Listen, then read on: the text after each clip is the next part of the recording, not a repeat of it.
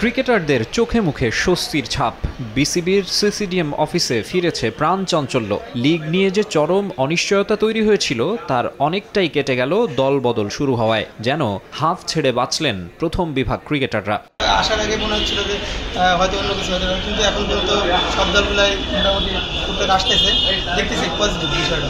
শুধু একটাই কথা, লিগটা সময় মতন হইলে খুবই ভালো হবে, কারণ এটা দিয়ে তো আমাদের মনে করেন একটা ক্যারিয়ার বা ফিউচার। তখন শুনেছি আর কি যে এবার ঢাকা লিগ নিয়ে সংশয় আছে, হবে কি হবে না, তখন আর কি নিজের কাছে অনেক বেশি লাগে যে এখান থেকে আমরা কীভাবে উপরে খেলবো বা আমাদের অন্য কোথাও খেলার সুযোগ কীভাবে পেরে এইসব বিষয় নিয়ে আমরা সংশয় থাকি। ফার্স্ট ডিভিশনের দল বদলের জন্য ৫ ও ৬ নভেম্বর এই ২ দিন সময় ক্লাবগুলোর হাতে। ২০ ক্লাবের মধ্যে প্রথম দিন আনুষ্ঠানিকতায় যোগ দেন ৯ ক্লাবের ৪৭ ক্রিকেটার। ওই ৯ ক্লাব হলো BKSP, Bangladesh police cricket club, Blues cricketers, Lalmatia club, old DOHS sports club, prime Doleshwar sporting club, Sheikh Jamal cricketers, Shinepukur cricket club ও উত্তরা ক্রিকেট ক্লাব। সিসিডিএম এর আশা, দ্বিতীয় দিন দলবদল সম্পন্ন করবে বাকি ১১টি। জটিলতার অবসান চায় সংগঠকদের একাংশ।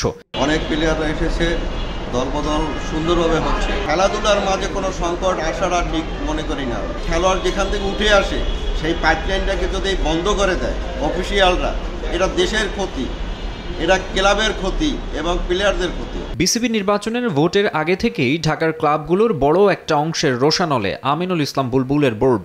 ভোটের পরও বয়কটের ডাক দিয়েছিলেন তারা। পরে অনেকে অংশ নিতে চাইলেও ৪৩টি ক্লাব বর্তমান বোর্ডের অধীনে খেলবে না জানিয়ে চিঠি পাঠায়। যদিও সেসব তোয়াক্কা করছে না বিসিবি। দলবদল শেষে ১৮ নভেম্বর ফার্স্ট ডিভিশন লিগ শুরু করতে বদ্ধপরিকর বোর্ড। মাকসুম আলম খান, সময় সংবাদ, ঢাকা।